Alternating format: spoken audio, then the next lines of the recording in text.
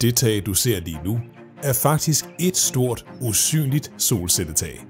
Solcellerne er indbygget i tagpladerne, og i den her video vil vi kort fortælle dig, hvorfor det er rigtig smart. Alle huse skal have tag på. Men hvad nu, hvis de tag ikke kun var en udgift? Hvad nu, hvis de tag kunne tjene sig selv hjem? Og når det havde tjent sig selv hjem, så kunne det ligefrem skabe en indtægt til dig. Hvornår er et solartag så tjent hjem, spørger du?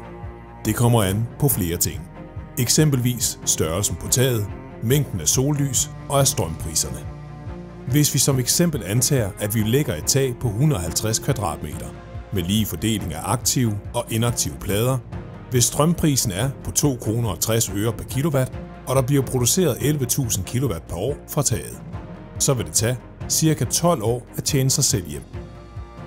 Det vil altid være svært at lave en præcis estimering, og der er mange ting, som kan ændre sig.